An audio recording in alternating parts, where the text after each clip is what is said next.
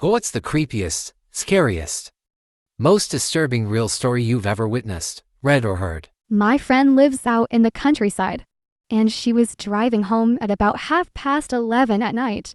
It was pitch black. The road was deserted, and as she rounded a sharp bend, she saw a baby's pram in the middle of the road. She stopped, locked her doors, and called her dad. He arrived, checked everything. The pram was empty, so he pushed it onto the grass verge and set off home in his car, with my friend following behind as they drove away. My friend said she saw someone emerge from the bushes at the side of the road and replace the pram. Her dad called the police when they got home, but they never heard any more about it. Scared the living daylights out of me when she told me. So, I had a football coach back in high school who was also one of my teachers for a semester. He told us one story that freaked us all out pretty bad. He had a coaching job at a small college in Montana when he was a lot younger and newly married. He said that after practice one evening, he was making his long commute home, and the route ran alongside just fields and fields of hay. Grain, whatever, since it was late summer, early fall. It wasn't even approaching dark yet. His car was an old beat-up truck with just a bench seat. Anyway, he's driving along when he sees a hitchhiker on the shoulder. This being back in the day and in small-town Montana.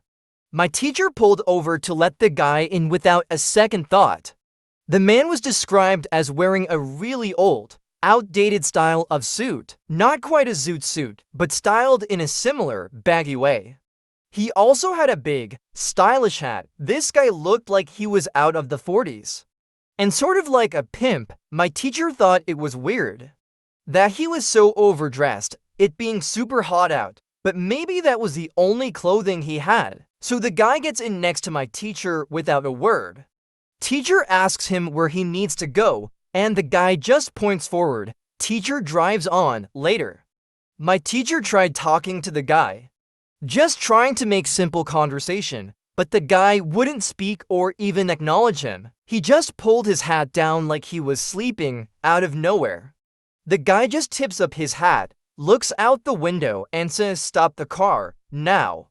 My teacher pulls over and lets him out, not wanting to offend a possibly crazy man. The guy stands on the side of the road for a second, and then at a dead sprint, just runs off into the field beside the road. Until my teacher couldn't see him anymore. Granted, the crop was fairly tall. He waits there for a while, thinking maybe the guy had the runs or something and didn't want to shit next to the road. After a long enough wait, my teacher gets back in the truck and starts to accelerate back onto the road. The thing about really old trucks is that they don't accelerate very fast. As my teacher got back onto the road, he looked in his rearview mirror to check for a safe merge. But there wasn't a car in sight. What there was the hitchhiker on all fours like an animal, running after the truck at an inhuman speed. Meanwhile, my teacher is beginning to fishtail. He attempts to go faster, the whole time his eyes glued on the mirror, watching the man chase after his car. Eventually, he was able to get up to speed and lost sight of the guy in his mirror. When he was able to stop at a gas station to use a payphone, he called his wife at home to tell her the story and to lock up the house.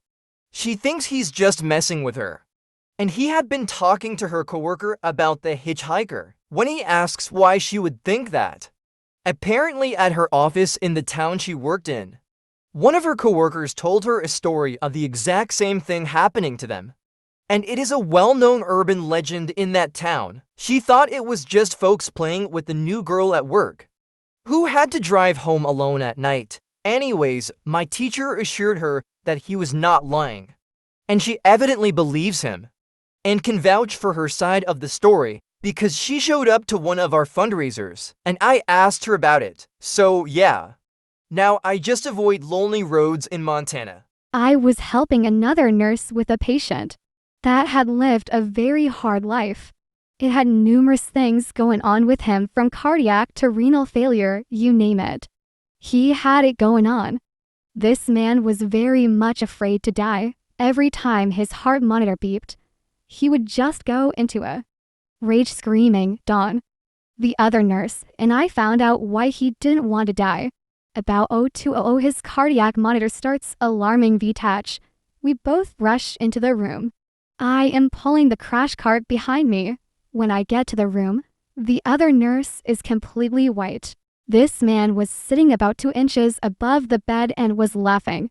His whole look completely changed. His eyes just had a look of pure evil on them, and he had this evil smile on his face. He laughed at us and said, "You stupid girls aren't going to let me die, will you?" And he laughed again. We were kind of frozen. I did reach up and hit the code blue button, and when I did, the man went into VFib. He crashed back onto the bed. We started coding him. But after 20 minutes, it was called. 5 minutes after the code was called, several of the code team is in the room cleaning up when this man sits straight up in the bed and says, "You let him die, too bad," and then begins laughing. The man collapsed back to the bed. We heard a horrible, agonizing scream. Actually, every patient in the unit that night commented on the scream. And then you could hear "Don't let me die" being whispered throughout the unit. Every one of the nurses that night was pale and scared. Nobody went anywhere by themselves. By morning, the whispers of "Don't let me die" were gone.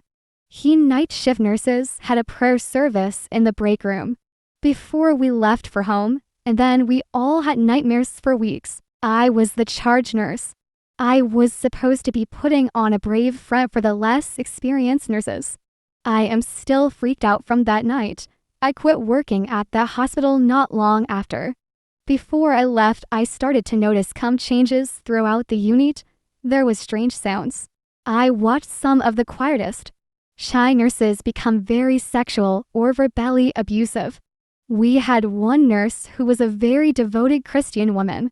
I had never heard a bad word about anyone or her even curse. She always smiled and was very polite. After that night, she would let out a string of curse words and obscenities that I have never heard before. She had that same evil look in her eye as that patient did that night. That hospital needed a priest. In 1991, I was working at a major coastal city hospital as a psychiatrist. One day, a young man, barely 20, was referred for symptoms of anxiety and depression.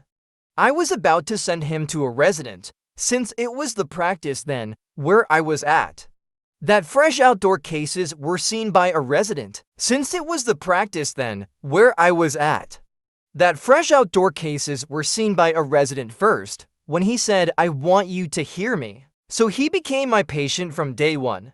He had moved to this city from another for work and was working in some city government department. His father was a junkie, brother a repeat offender, and his mother was doing multiple jobs to just sustain by. However, she had been recently diagnosed as having cancer, and that made him very sad and anxious. I asked for further details, and even his mother's and her treating physician's names. For confirmation of his story, turned out she indeed was having breast cancer. 2 months later, he requested that I recommend his unfitness for duty.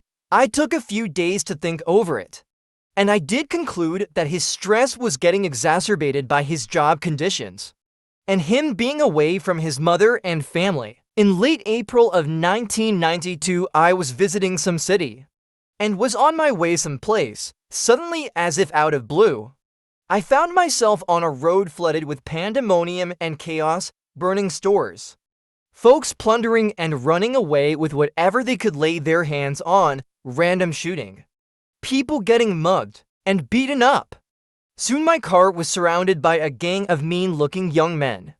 Most had a makeshift weapon like an iron rod, baseball bat, chains, etc. I thought to myself, entropy, just hope that you do not feel a lot of pain as they beat crap out of you and you do not end up being a vegetable when it is over.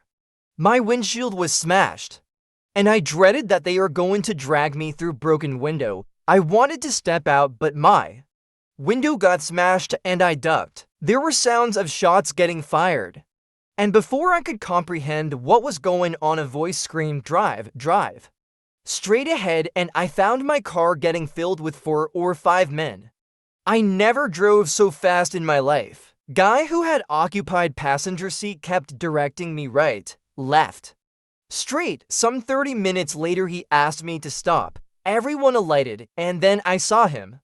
He was the same guy who was under my care just a year ago, whose discharge from service was made possible on my recommendation. He had extricated me from that near-fatal point, guided me to safety, and was all smiles. I could not thank him enough that day. I have no idea where he is now. I wish him all the best. Lewis, if you are reading this, I owe you. When you subscribe, make sure to hit the bell and leave a comment.